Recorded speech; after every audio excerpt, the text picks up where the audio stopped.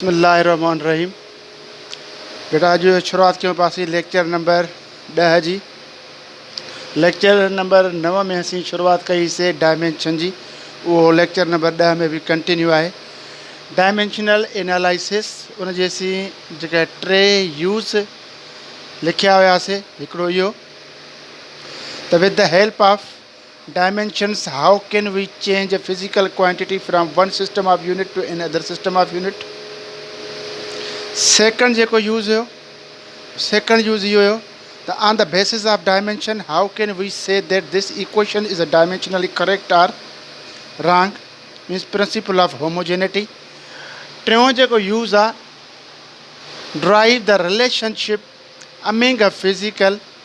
Quantities. मुख़्तलिफ़ physical quantities जो असांखे पंहिंजे पाण में रिलेशन जेको आहे फाइंड करिणो आहे, उन लाइ असांखे एग्ज़ाम्पल हिकिड़ो मिलियल आहे। हीअ अहम क्वेश्चन आहिनि। हीअ मोस्टली जेको आहे कमीशन में बि ईंदा आहिनि ऐं एंट्री टेस्ट में बि ॿारनि जी में ईंदा आहिनि। हीअ क्वेश्चन सेंटरनि ते बि काफ़ी सारा कराईंदा आहिनि। पोइ ॿार परेशान थींदा आहिनि त सर हीअ क्वेश्चन किथां आयो। तंहिंजे करे असीं क्वेश्चन खे सम्झण जी कोशिशि कंदासीं। सिंपल आहे, बिल्कुलु ईज़ी आहे। चए थो let us drive an expression for the centripetal force. असांखे सेंट्रीपिटल फोर्स जी डेरिवेशन मालूम करणी आहे, एक्सप्रेशन फाइंड करणी आहे। उहो सेंट्रीपिटल फोर्स केते एक्ट थो करे, उहो एक्ट थो करे हिकिड़ो मास ते, ॿियो moving with a velocity V ते, ऐं टियों जेको आहे मूव थो करे छा ते, रेडियस ऑफ द सर्किल। सभ खां पहिरियां तव्हांखे जेका एक्सप्रेशन लिखणी आहे उहो तव्हां स्टार्ट कंदव।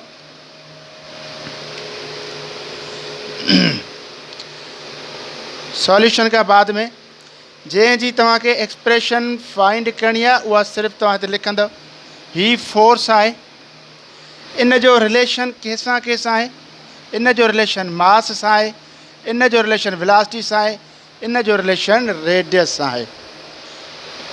पहिरियों स्टेप। उन खां पोइ सेकंड स्टेप में तव्हां छा कंदव, हिन खे हटाए करे कांस्टेंट रखंदव के। जेकी तव्हांखे फिज़िकल क्वांटिटीज़ मिलियल आहिनि उन्हनि जे मथां पावर ॾींदव। एम जे मथां ए, वी जे मथां बी, आर जे मथां C. Second step. Third step में तव्हां छा कंदव, स्टेप में ॿिन्ही साइड्स खां तव्हांखे डायमेंशन ड्राइव करिणो आहे। फोर्स जो डायमेंशन ऑलरेडी तव्हां पढ़ी आया आहियो, M L T minus 2। Constant जो को बि डायमेंशन न थींदो आहे, तंहिंजे करे मास जो dimension M power A, velocity जो dimension L T minus 1 power B, ऐं रेडियस जो डायमेंशन एल पावर सी। हाणे तव्हांखे छा करिणो आहे त हीअ जेके असांजा डायमेंशन ॿिन्ही साइड्स खां मिलियल आहिनि, इनखे असांखे जेको आहे पहिरियां लिखणो आहे त पावरनि जा कहिड़ा कहिड़ा पावर आहिनि। त असांखे कंपेयर करिणो आहे। Compare the dimension of similar quantities on both sides. पहिरियां असांखे छा करिणो आहे, एम लिखंदासीं, एम एल टी माइनस 2। पोइ ॾिसंदासीं त कहिड़ा टर्म किथे किथे आहिनि। एम हिते ॿियो कंहिंमें बि कान्हे का, तंहिंजे करे एम जो पावर ए ई रहंदो। एल जो पावर ते बी बि आहे, एल जो पावर सी बि आहे, तंहिंजे करे एल खे असीं छा करे गॾा लिखंदासीं, बी प्लस सी। बाक़ी रहियो टी। टी जो जेको पावर आहे, टी जो पावर माइनस बी। हाणे असीं कंदासीं इक्वेटिंग, ॿिन्ही साइड खे असीं कंदासीं इक्वेटिंग कंदासीं असीं बोथ साइड खां। जा कंपेयर कंदासीं, कंपेयर द पावर ऑफ, जा compare the similar, compare the dimensions of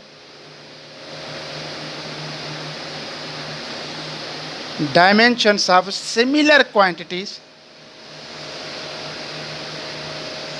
similar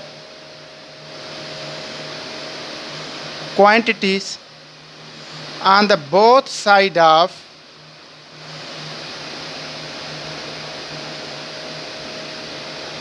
both sides of equation या both sides we get बिल्कुलु ईज़ी आहे। टियों टर्म छा कंदो पावर जेकॾहिं ए आहे ए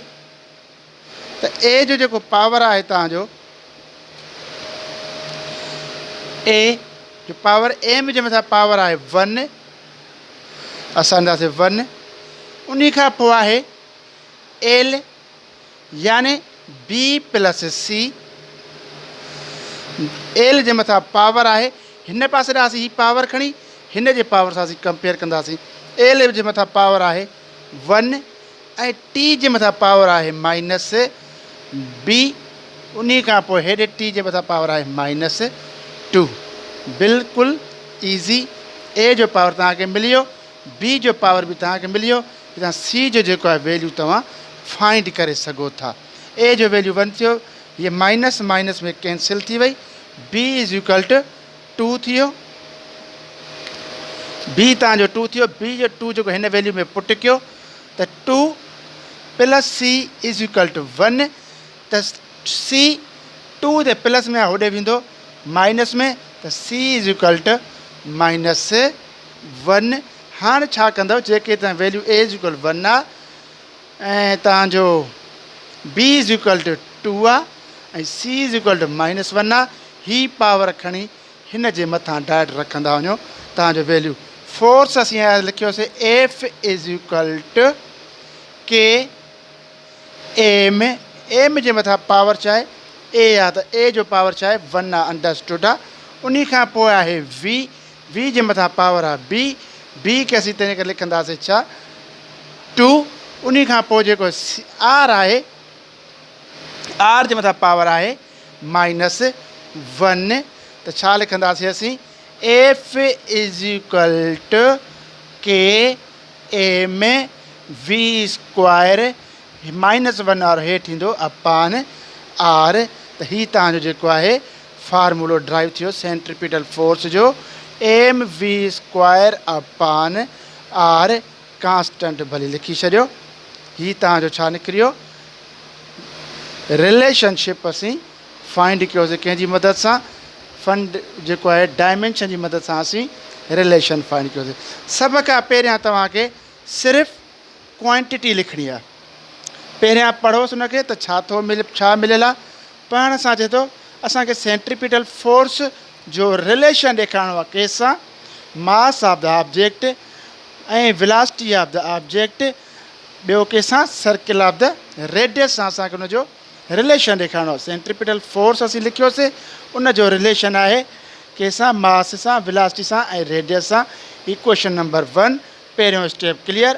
सेकंड स्टेप ते तव्हां छा कंदव फोर्स साॻियो लिखियोसीं इन प्रोपोर्शनलिटी खे ख़तमु करे असीं कांस्टेंट के लिखंदासीं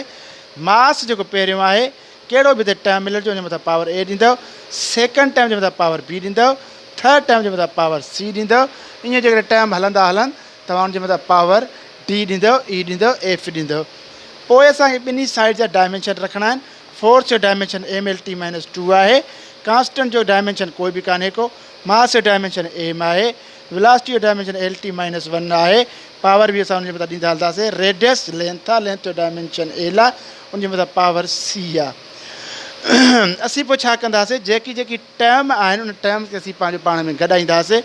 हिन में साॻियो ई लिखंदासीं M L T -2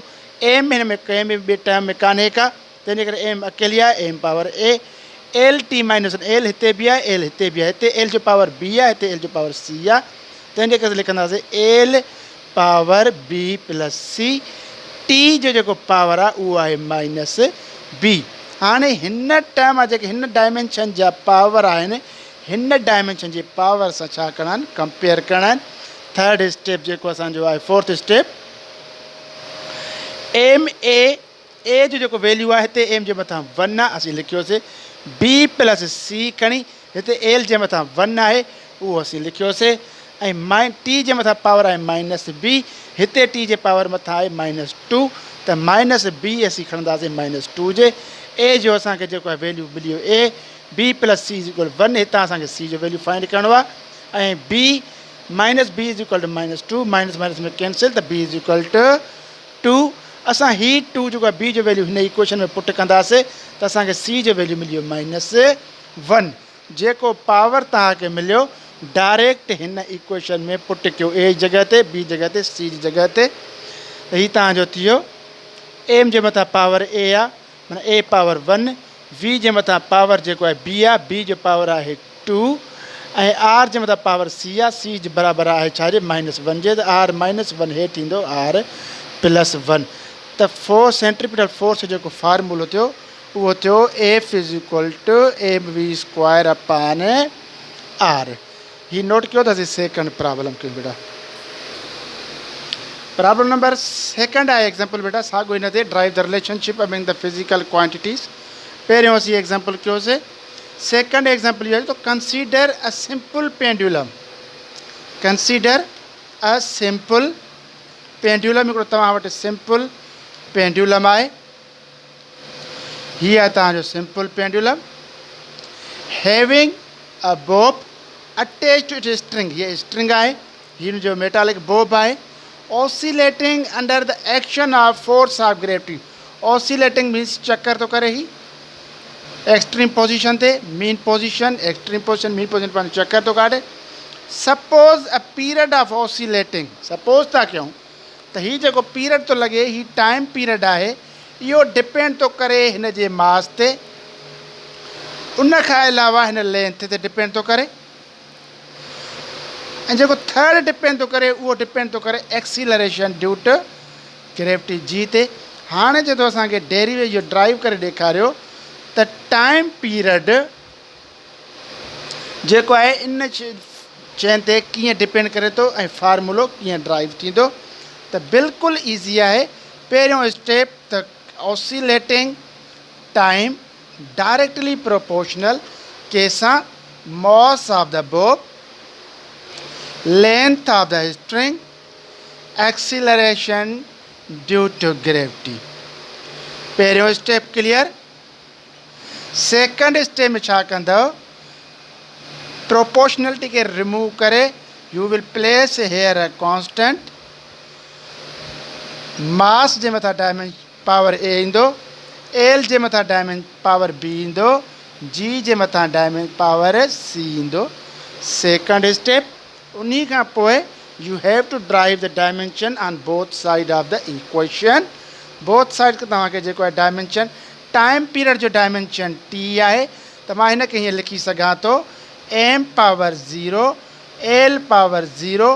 T power 1 इहो डायमेंशन लिखी सघां थो मां के जो dimension constant have no dimension mass जो डायमेंशन एम आहे उनजे मथां पावर ए आहे लेंथ जो डायमेंशन एल आहे उनजे मथां पावर बी आहे एक्सीलरेशन ड्यू टू ग्रेविटी जो डायमेंशन आहे एल टी -2 जेकॾहिं हिनखे स्क्वायर ब्रैकेट में बंदि कंदव त सही थींदो एल टी -2 पावर सी हाणे छा कंदव तव्हां ही सेम लिखंदव M power 0 L power 0 T is equal to M हिन में कंहिं में बि कान्हे का त एम पावर ए एल हिते बि आहे एल हिन जॻह ते हिते एल जो पावर बी आहे हिते एल जो पावर सी आहे त L power B plus C ऐं टी जो पावर जेको आहे -2 सी हाणे छा कंदव कंपेयर कंदव जीअं असीं लिखियासीं compare the physical quantities are the same dimensions उहे कीअं असीं कंपेयर कंदासीं त एम जे मथां पावर ए आहे जा इक्वेटिंग द डायमेंशन्स ए जे मथां पावर ए बराबरि आहे 0 जे एल बी प्लस सी बराबरि आहे 0 जे ऐं टी यानी -2 सी बराबरि आहे 1 जे ए जो पावर तव्हां वैल्यू मिली वियो 0 बी प्लस सी हितां असांखे जेको आहे सी जो हितां मिलंदो बी जो वैल्यू असांखे हितां फाइंड करे सघूं था त सी इज़ इक्वल टू -1/2 त ही -1/2 असीं हिते पुट कंदासीं त हीअ असांजो थी वेंदो b इज़ प्लस यानी b -1/2 इज़ इक्वल टू 0 त b is equal to 1/2 clear. हाणे सिर्फ़ु तव्हांखे छा करणु आहिनि वैल्यू इन जे मथां रखणा आहिनि सिर्फ़ु त कीअं वैल्यू असीं रखंदासीं t time period is equal to k constant m a छा जे मथां पावर आहे 0 उन खां पोइ l जो पावर बि तव्हांखे छा थो सम्झ हिते छा आहे l पावर b आहे त b छा जे बराबरि आहे हिते b बराबरि आहे 1/2 जे ऐं c जेका आहे यानी g जेका तव्हां वटि g जे मथां पावर आहे c बराबरि आहे -1/2 त हाणे असांखे छा करिणो आहे t is equal to k m power 0 माना 1 l पावर 1/2 g पावर -1/2 त माना खे अंडर रूट में लिखी सघां थो l/g ही तव्हांजो जेको आहे टाइम पीरियड जो फार्मूलो निकिरियो The time period of the simple pendulum does not depends on the mass of metallic bulb, but it only depends on the length of the string and acceleration due to gravity. He example is second पहिरियों second step में छा कंदव जेका value तव्हां physical quantity dependence physical quantity उन जे मथां power ॾींदव power खां पोइ ॿिन्ही साइडुनि जो डायमेंशन ट्राई कंदव पोइ तव्हांखे छा करिणो आहे हीउ डायमेंशन रखी हिन पासे ॾिसंदव त कहिड़ा कहिड़ा टर्म आहिनि कंहिंजे मथां पावर कहिड़ो आहे जेकॾहिं एम हिते बि हुजे हा त पावर असीं हीअ पावर बि ॾियूं था यानी एम जे ॿी हिन में का बि कान्हे का तंहिंजे करे एम सिंगल आहे एम पावर एल हिते पावर बी अथसि हिते एल जो पावर सी आहे बी प्लस सी ऐं टी सिंगल आहे टी -2 त हिते पावर सी अथसि त T is equal to -2c law of power ही पावर सां छा थींदो मल्टीप्लाई थींदो उन खां पोइ असांखे छा करिणो आहे ही पावर जेको ए आहे हिन जो हिते पावर 0 आहे त ए इज़ इक्वल 0 हिते एल जो पावर बी प्लस सी आहे हिते एल जो पावर 0 आहे त 0 जे बराबरि कंदासीं हिते टी जो पावर -2c आहे त -2 हिते टी जो पावर 1 आहे त 1 कंदासीं उन खां पोइ ए जो वैल्यू त असांखे मिली वियो ऐं बी सी जो वैल्यू असांखे हितां फाइंड करे सघूं था सी जो वैल्यू जेको आहे सी इज़ इक्वल टू -1/2 हिते 2 मल्टीप्लाई में हेॾे ईंदो डिवाइड में थी वेंदो असांखे सी जो ए जो वैल्यू बि मिलियो असांखे सी जो वैल्यू बि मिलियो उन खां पोइ असांखे ही बी जो वैल्यू बि मिलियो हीअ असां जेको आहे वैल्यू छा खणी करे पोइ हिन इक्वेशन पुट कंदासीं ए जॻह ते ए जो बी जॻह ते बी सी जॻह सी ते त हीअ तव्हांजी इक्वेशन ठहंदी नोट कयो बेटा ही बेटा असीं ॿ एग्ज़ाम्पल कयासीं relationship among the physical quantities हाणे असाइनमेंट नंबर 3 आहे 3 तव्हांखे प्रॉब्लम्स आहिनि इन ते तव्हां प्रैक्टिस कयो या ॿिया बि तव्हां प्रॉब्लम जेके नेट था कढी करे प्रैक्टिस करे सघो था The velocity of water waves depends on the wavelength. Wavelength is denoted by lambda. Density of water, which is denoted by rho, and acceleration due to gravity. Find the relationship between the quantities. Water जी जेका velocity है उहा टिनि शयुनि ते depend थी करे wavelength ते density ते ऐं acceleration due to gravity ते हाणे रिलेशन असांखे जेको आहे फाइंड करिणो आहे त वाटर ऑफ वेलोसिटी जो हिन टिनि क्वांटिटी सां कहिड़ो रिलेशन आहे सेकंड प्रॉब्लम आहे velocity of water sound waves V through the medium में बि डिपेंड्स ऑन कंहिं बि मीडियम जे ज़रिए जेका साउंड जी वेलोसिटी आहे उहा डिपेंड थी करे हिकु त डेंसिटी ऑफ द मीडियम ॿियो modulus of elasticity modulus elasticity and density of medium ते डिपेंड थी करे त फार्मूलो ॿुधायो त स्पीड ऑफ साउंड जो कहिड़ो थींदो with the help of dimension. टियों जेको असांजो प्रॉब्लम आहे उहा आहे orbiter velocity v of the satellite depends on its mass, distance from the center of earth or the acceleration due to gravity g. Obtain the expression for its orbital velocity. Orbital velocity कंहिं बि satellite जी जेको आहे उहो टिनि शयुनि ते depend थी करे हिकु त हुन सैटेलाइट जो मास केतिरो आहे